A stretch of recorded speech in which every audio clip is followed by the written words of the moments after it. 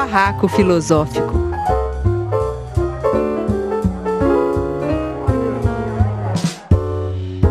Então, bem-vindos ao Barraco Filosófico, em que a gente está na Rádio Madalena, o áudio vai para a Rádio Madalena, o vídeo vai para o canal, e a gente também está disponível na Rádio Local de Torres. Estamos aqui, eu, Paula Fetter, em caráter exclusivo, substituindo a Fê, que não está bem, mandando melhoras para ela, com o Apolo França, o César e o Alessio Pereira para abrir um barraco da série Ouvi Isso. E aí quem vai trazer a frase para a gente é o Alessio. Fala aí, Alessio, o que você trouxe para a gente? Eu ouvi o seguinte, Paula e barraqueiros. Eu não tenho preconceito. Eu não tenho preconceito. E aí, o que é preconceito, não é mesmo? Então, precisamos refletir sobre o que é preconceito para, então, adentrar nessa frase, eu não tenho preconceito. A origem etimológica da palavra preconceito não nos dá a noção de preconceito com o qual nós trabalharemos. Por quê? Porque preconceito vem de preconceito. Todavia, preconceito se desgarrou dessa origem etimológica. Quer dizer, preconceito não é preconceito. O que é um preconceito? É algo prévio ao conceito. É algo que ainda não é conceito, mas que transita, que caminha no rumo do conceito. E que, na verdade, aspira a ser um conceito. O preconceito é o passo inicial daquela ignorância que aspira o conhecimento, que busca o conhecimento. Aquela ignorância que a gente conhece como a ignorância socrática. Eu não sei, eu sei que não sei e quero saber. Algo absolutamente sadio e necessário. Todavia, há uma ignorância insidiosa, que é uma ignorância enquanto projeto político. Aquela ignorância que se compraz em ser ignorante, que se perpetua, que se cristaliza, e essa que se fossiliza, e essa ignorância tem como um dos seus subprodutos o preconceito. Tá? O preconceito, então, é um subproduto daquele tipo de ignorância que é um projeto político de sociedade. Um obstáculo, uma interceptação ao advento do conceito. O preconceito, então, ele é algo fossilizado, é algo cristalizado que não transita para o conhecimento. Então, eu falei aqui de duas ignorâncias. Duas ignorâncias. A ignorância ignorante, que é o projeto político de sociedade, e a ignorância socrática, que precisa ter claro que a origem etimológica da palavra preconceito não é suficiente para a gente trabalhar o conceito de preconceito, porque preconceito é outra coisa distinta de preconceito. O que eles têm em comum é que os dois são ignorâncias, mas o porquê e como cada uma dessas ignorâncias se articulam é a grande diferença do preconceito para o preconceito, além do preconceito ser um projeto, certo? Exato, muito bem. Então, aí vem essa frase, eu não tenho preconceito.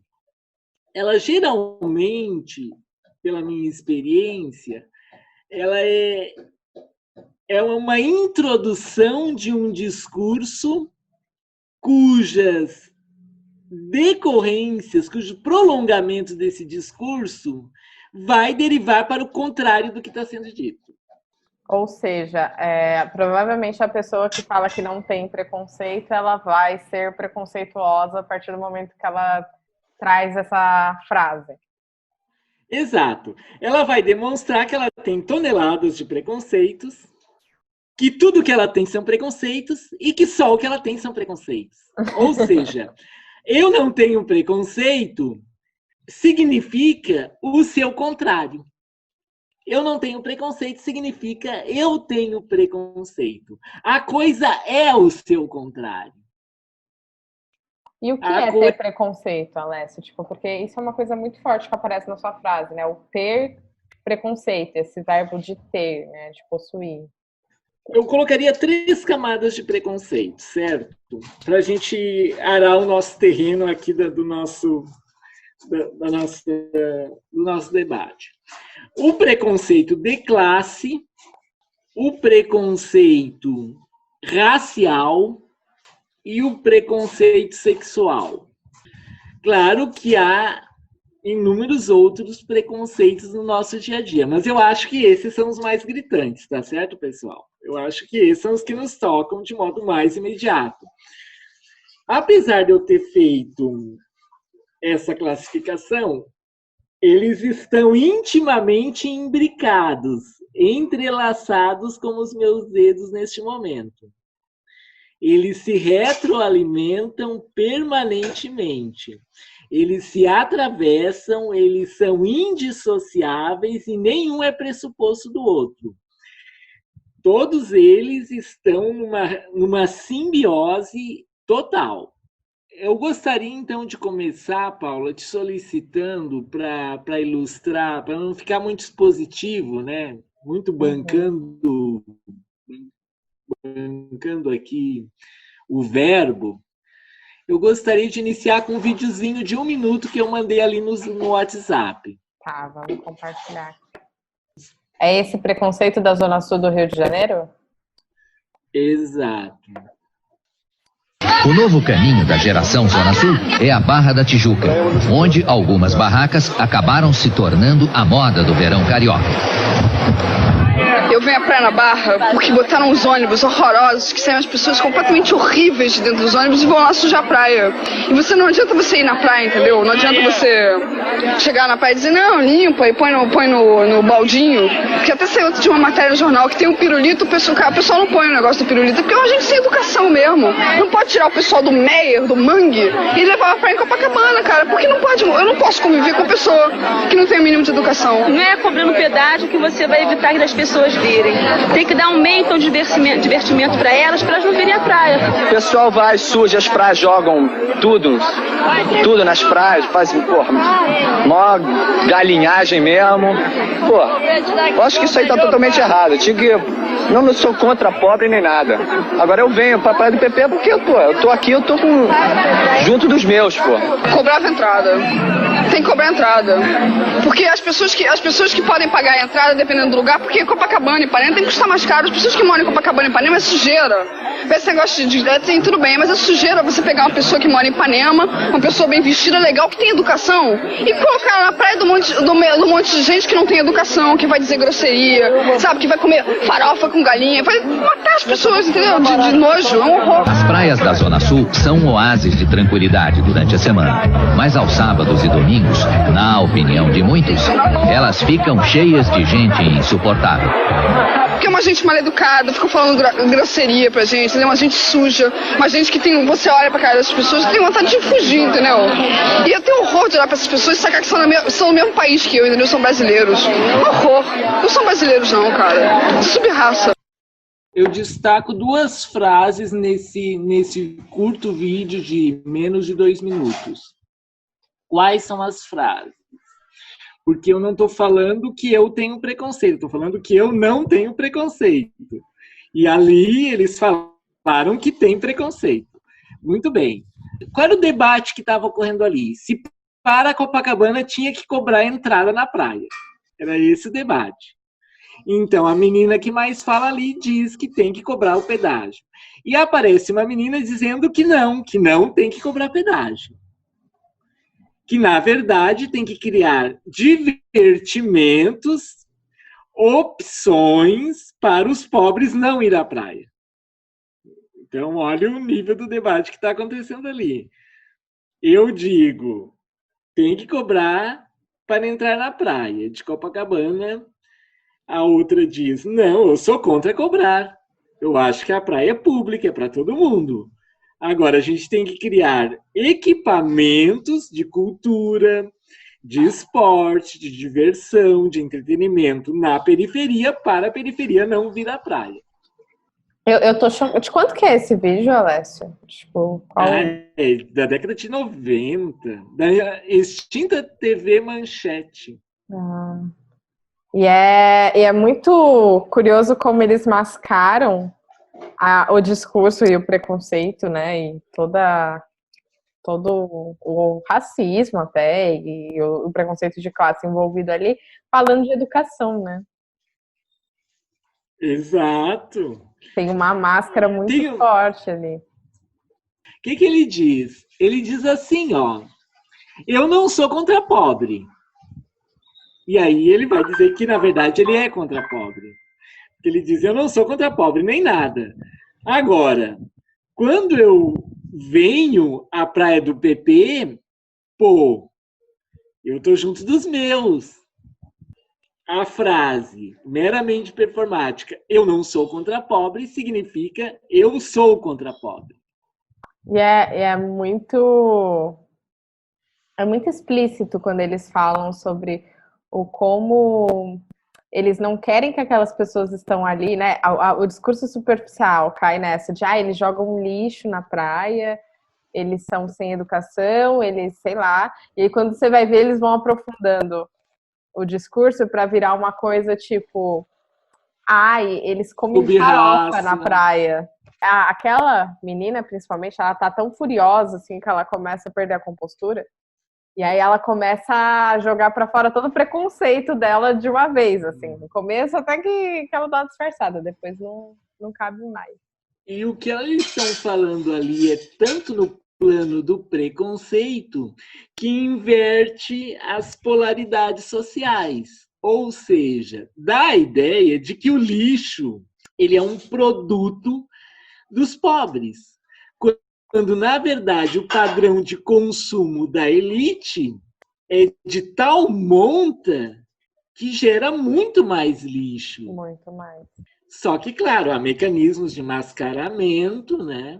Todavia, a riqueza, proporcionalmente, produz um lixo infinitamente superior. Então, mesmo a questão da abordagem do lixo, que seria uma abordagem ambiental, muito interessante, ela já vem atravessada pelos preconceitos de classe aí envolvidos, que também vão ser preconceitos raciais na medida em que quem vem da periferia é racializado. Tem uma parte que ela fala, né? Essas pessoas não têm educação, elas vêm aqui para Copacabana, elas vêm do mangue, né? Acho que é esse termo que ela... Não dá para trazer o pessoal do Meier e do mangue e colocar dentro de Copacabana. Essa praia do PP é uma praia que fica localizada na Tijuca, na Barra da Tijuca. Então, é uma praia de alto padrão e, inclusive, permanece como uma praia de alto padrão só para pessoas de fino trato. O que há aqui também, que a gente poderia trazer para o debate, é a ideia de gentrificação. E o que vem a ser a gentrificação? De uma forma bem tosca, vem a ser, já que eu não sou da área, né? Vem a ser esse enobrecimento dos espaços que redundam no seu encarecimento. Com isso, resultando na expulsão da população que ali havia para mais longe, para a periferia. Daí também a frase preconceituosa que diz: eles têm cara de que vêm de longe, que é o pessoal com cara de periferia, como uma frase bastante preconceituosa e discriminatória. E uma pergunta que eu tenho para te fazer, Alessio, você falou no começo que o preconceito ele é um projeto, né? Sim, o preconceito é um projeto de sociedade. De sociedade. Como que essas pessoas que falam esse tipo de coisa, né? Então, não tem o preconceito e aí fala várias coisas preconceituosas, estão enquadradas nesse projeto de sociedade? Como elas são agentes desse projeto? Como elas fazem isso disseminar?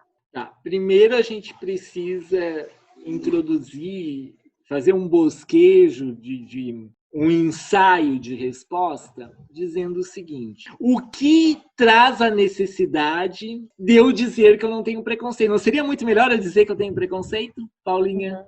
Seria melhor, né? Então, na verdade, a gente precisa pensar o advento dessa frase. Como é que ela vem ao discurso público? O que traz essa frase? Qual é a necessidade de eu dizer que eu não tenho preconceito? Ora, a gente já alcançou um patamar civilizatório mínimo. E eu acho que seria ahistórico, seria descolado da história pensar que todo fascismo volta a Auschwitz. Há caminhos fascistas cujo endereço não é necessariamente Auschwitz. Então, a minha resposta vai no seguinte caminho. A minha resposta não, a minha análise, né? De que eu não tenho preconceito se faz necessário porque o discurso público não mais admite que eu sustente de modo racional na seara pública, que eu argumente em prol do preconceito. Então, seja pela direita, seja pela esquerda principalmente, mas mesmo pela direita, o discurso do ódio, o discurso do preconceito, ele não tem mais lugar, ele está desmascarado, ele não é sustentável racionalmente. Para usar aquele imperativo kantiano, eu não posso transformar o preconceito na máxima do meu agir. Ele é o oposto ao agir moral. Então, se dando conta que no discurso público não é possível, de cara lavada, eu sustentar o preconceito, eu crio mecanismos em que eu vou manter as estruturas de preconceito mascaradamente. E de modo não menos insidioso, obviamente. É uma estrutura de criar máscaras, né? Exato. Então, a frase "eu não tenho preconceito", ela vem para o debate público no momento em que as pessoas já se deram conta de que não é mais possível você fazer uma discriminação assim às claras. É preciso devolver o preconceito ao armário, é preciso devolver o racismo ao armário, é preciso devolver o sexismo ao armário. Só que, lá na psicanálise, pessoal, tudo aquilo que eu reprimo volta. Tudo aquilo que eu escondo será o que mais eu vou mostrar. Tá bom assim para vocês? Então, aqui, tudo o que eu escondo sobre mim, tudo aquilo que eu não quero que apareça, é justamente o que eu mais vou mostrar. Tudo aquilo que eu rebaixar, que eu ocultar, que eu tentar sufocar, ele vai emergir de algum modo. Então, o que a gente está testemunhando? A gente está testemunhando um momento que coincide com essa longa marcha do golpe, né? É uma longa marcha. O golpe ele é histórico. Ele não é um evento datado. Ele é um processo que passa lá por 2013, chega em 2016, 2018, chega na Praia Grande, com o nosso presidente tomando banho na praia, né? Então, é uma marcha do golpe. Então, agora a gente está presenciando um movimento diferente, em que o preconceito ele busca sair do armário. Ele pressiona para assumir o lugar que ele se dá o direito no debate público. Então, a gente já começa a ouvir frases que a gente pensava que estavam superadas, mas não, elas estavam superadas, porém guardadas. E guardadas, agora elas voltam com o seu voceiro oficial, que é o próprio presidente da República, emitindo juízos claramente preconceituosos, extravasa aquilo que no direito a gente chama o pensamento do homem médio, que não é um pensamento pensante, é um pensamento pensado. Uhum. É um pensamento fossilizado. O pensamento fascista, na verdade, ele é a antípoda do próprio pensamento.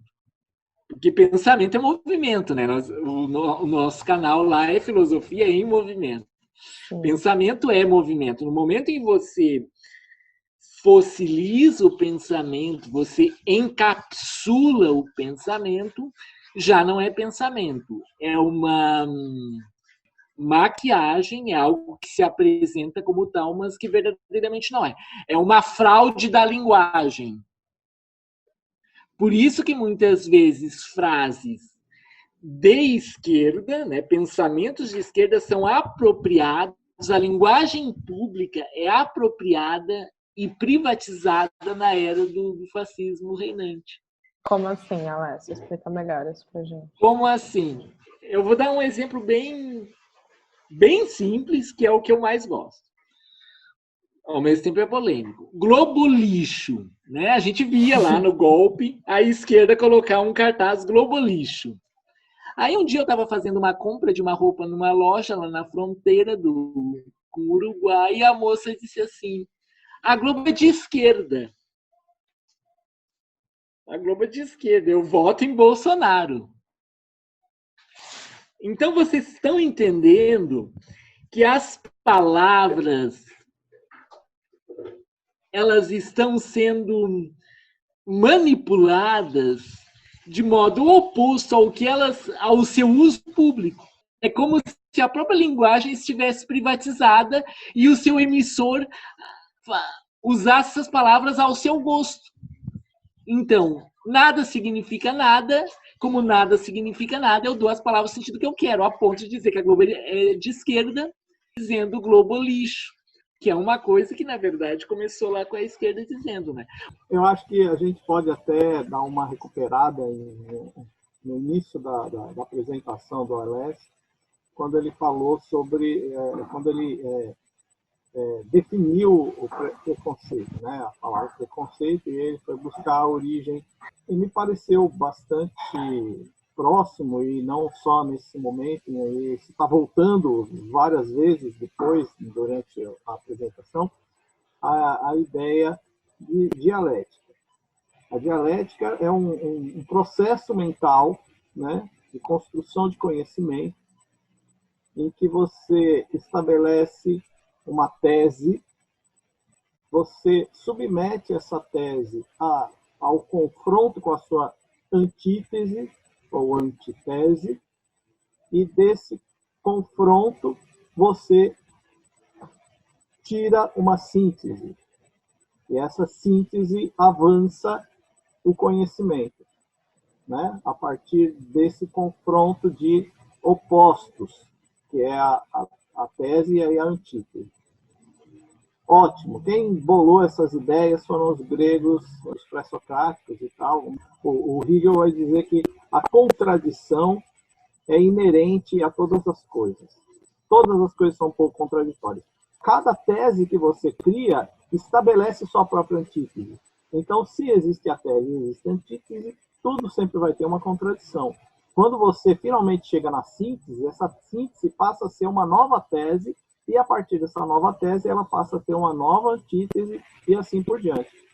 Quando a gente vê esse exemplo que a Alessio deu do preconceito e o preconceito, que depois se estabeleceu com outro tipo de significado, a gente percebe bem esse aspecto contraditório da própria palavra, né? Ela traz dentro de si uma contradição.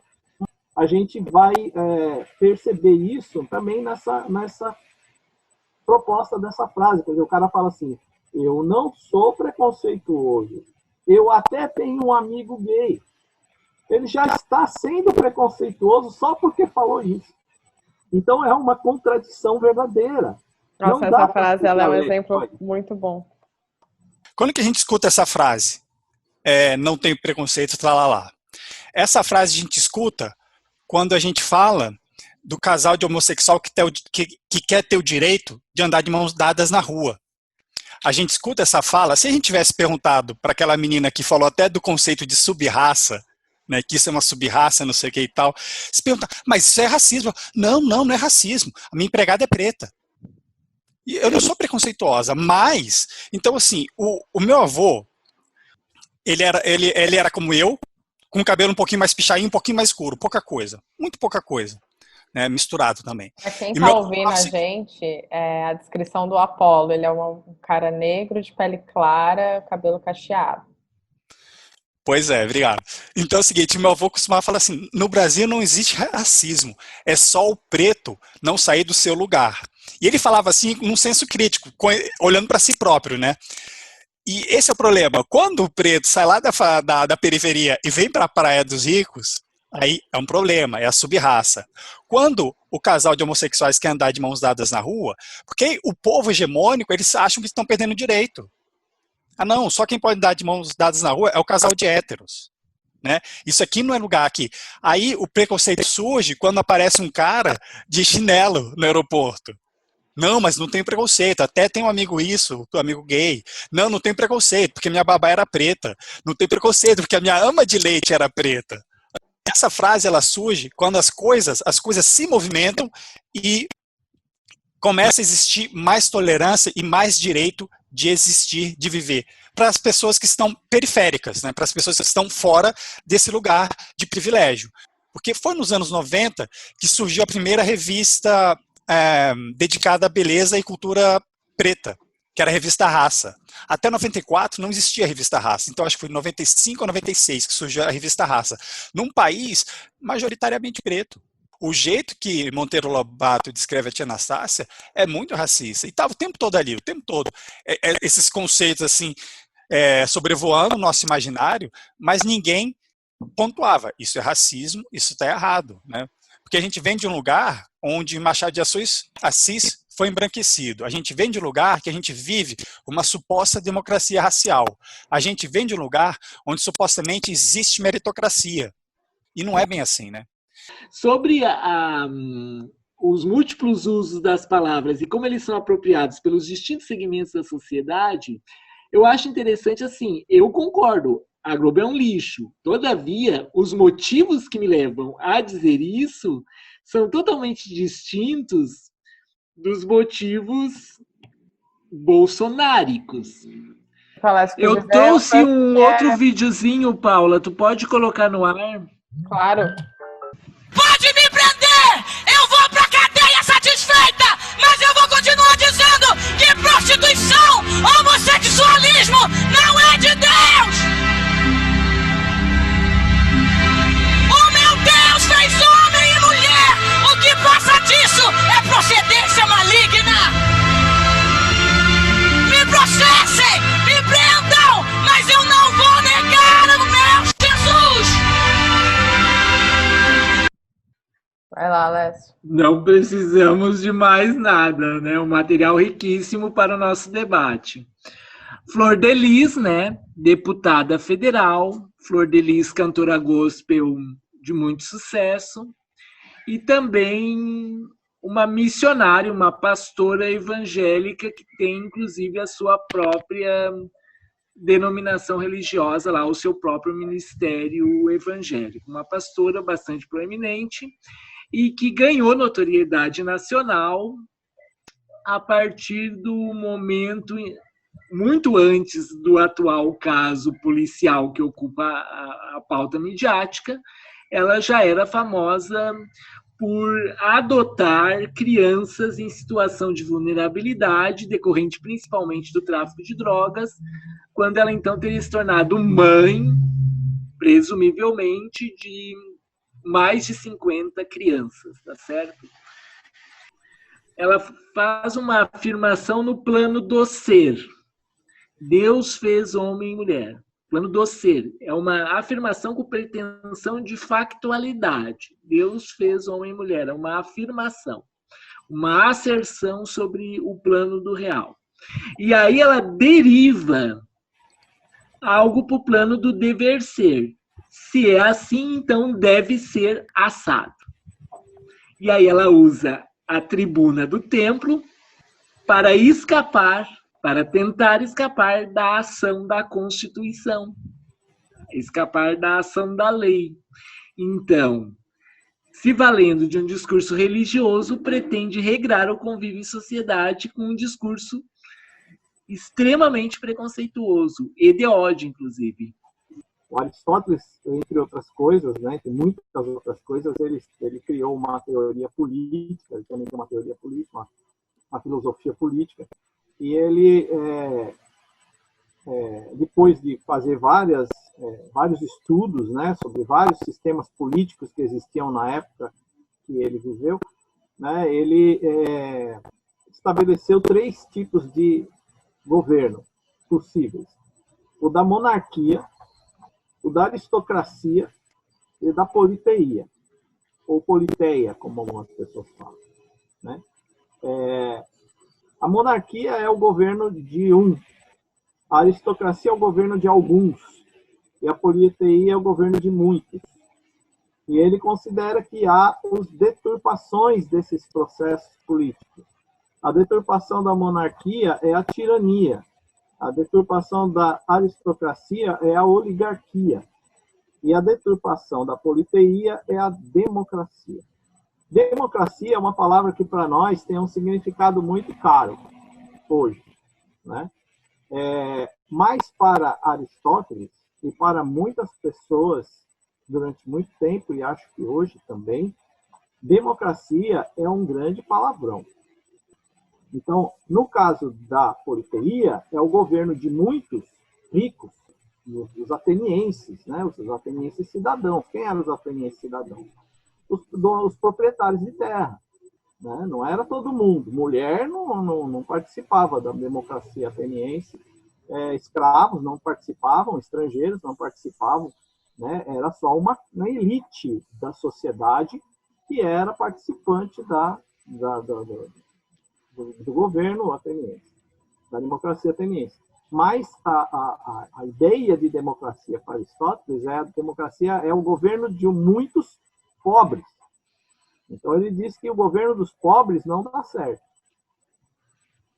né? Tem que ser governante pobre, não dá certo. Quer dizer, isso já desde lá de Aristóteles. Então hoje, quando você vê, por exemplo, aquela ideia de que o pobre começa a entrar num ambiente onde deveria só estarem os ricos, né, onde deveria estar só a elite da sociedade, e os pobres estão chegando, quer dizer, isso é uma característica da democratização dos espaços, da democratização da cultura, da democratização da cidade, né? Há essa resistência, né? A gente viu isso muito bem lá naquele vídeo, naquele momento, e a gente vê isso em vários momentos em que as pessoas comuns, que não são elementos financeiramente destacados da sociedade, começam a participar da vida comunal, da polis, é preciso combater a democracia, né? A democracia é o governo dos muitos pobres, não dá. O que se quer é uma politeia, né? Um governo dos muitos ricos, que é o que nós temos no Brasil, né? Nós não temos no Brasil uma democracia. Agora, com esse período que nós tivemos de governos de centro-esquerda no Brasil, que houve uma abertura para essas coisas todas, inclusive algum liberalismo maior na parte das minorias e tudo mais, que essas pessoas começaram a se assumir e se entender como detentores de direitos e de poder, né? Começaram a se empoderar e tal e tudo mais,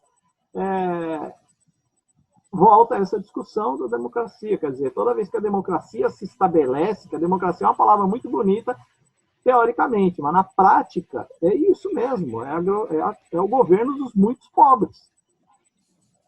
E é preciso aceitar isso. É preciso aceitar que o pobre vai vir comer farofa na sua praia, né? Também na música lá do Roger, né? Nós vamos invadir sua praia, né? Para você defender a democracia, você tem que estar disposto a aceitar essa convivência, que os gregos, obviamente, não estavam, e que muita gente até hoje não está. Para mim, tudo isso daí, tudo é muito contraditório quando a gente fala de preconceito. né? Até nessa questão aqui do Aristóteles que eu acabei de falar. A gente não consegue avançar muito na discussão, e acho que é até interessante a gente não avançar muito, não concluir muito, porque acho que não é exatamente essa a função do barraco, né? É mais a gente colocar a pauta e deixar as pessoas ponderarem, né? Mas no telhado da democracia brasileira tem muitas goteiras, então, pegando o gancho do César, e uma dos buracos, das crateras da democracia brasileira é a existência reconhecida pela pauta midiática de bancadas parlamentares que militam na contramão e na proposta de boicote e solapamento da democracia. A gente tem que pensar no momento que a gente está vivendo agora, que é o momento em que os preconceitos saem do armário e ameaçam colonizar o discurso público. Então, obviamente, que já estão surgindo pessoas que se empoderam no sentido de não ter nenhum escrúpulo em se assumir como preconceituosas como tal. E desafiar, inclusive, a lei, desafiar as instituições. Então, esse é o problema que a gente está vivendo. Eu não acho que, até como alguém formado em direito, que a gente deva proibir os preconceitos. Cada um tem o preconceito que quiser. Todavia, a gente tem que criar mecanismos para os preconceitos não ocuparem a esfera pública ou a esfera pública não ser pautada por preconceitos. Essa é a minha conclusão. A saúde de uma democracia se mede pelo seu respeito às minorias.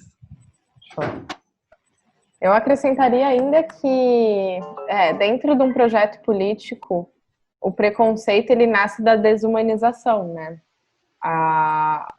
Essa questão, quando a gente pega em esfera macro, né? Para além da pessoa que fala frases preconceituosas em si, mas essas políticas de preconceito, de considerar, né, que sempre estão associadas a crenças. Então, a pessoa pobre é mal educada, o preto é inferior, o homossexual ou homoafetivo é nojento, sei lá, qualquer outra dessas crenças, elas se pautam a partir do momento que o subjetivo não enxerga aquele como igual, né? Então, como a pessoa enxerga a outra como alguém além e alguém menos digno de ser humano. Então, talvez um dos caminhos possíveis para diminuir os preconceitos sejam humanizar, por mais que a gente às vezes não goste das características de humanização do Renascimento. Diga. A luta contra o preconceito ela é uma luta contra o patriarcado e contra o regime do capital.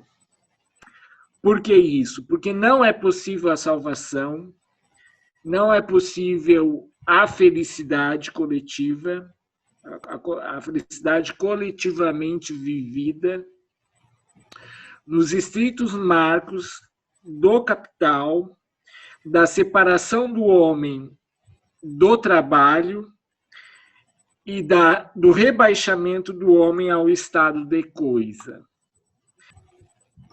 Paulo, eu queria comentar a sua fala, uma palavra que você usou, que é desumanização. Quando a gente usa essa palavra desumanização, a gente parte do pressuposto que em algum momento no passado nós fomos humanos, né? Mas eu acho que nós nunca chegamos a ser humanos.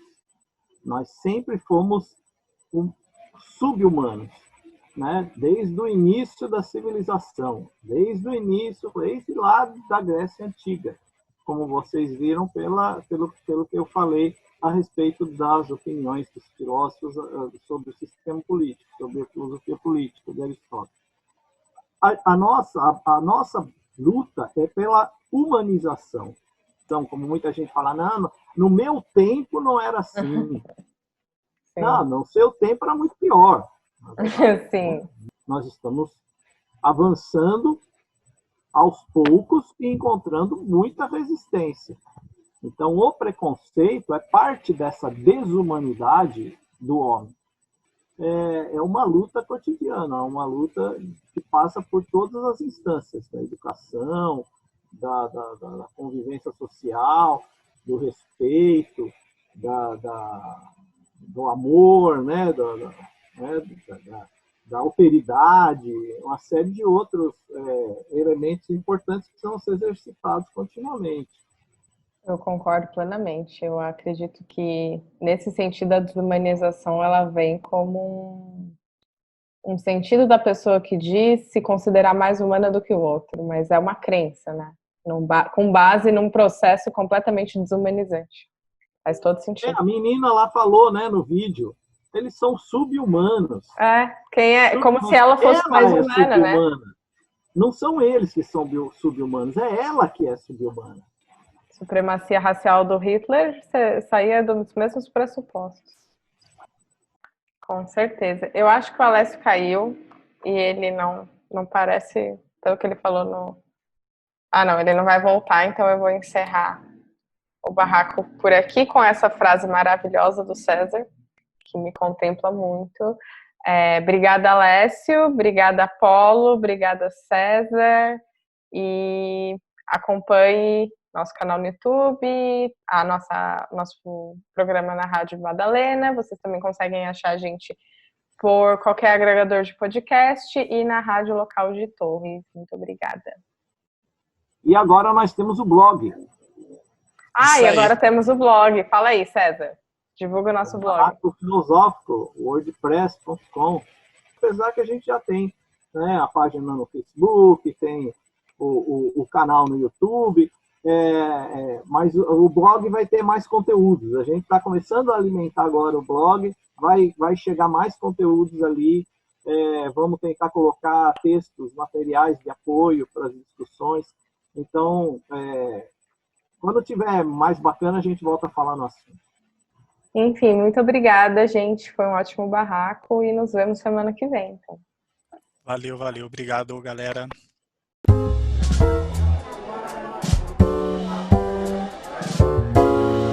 Barraco Filosófico.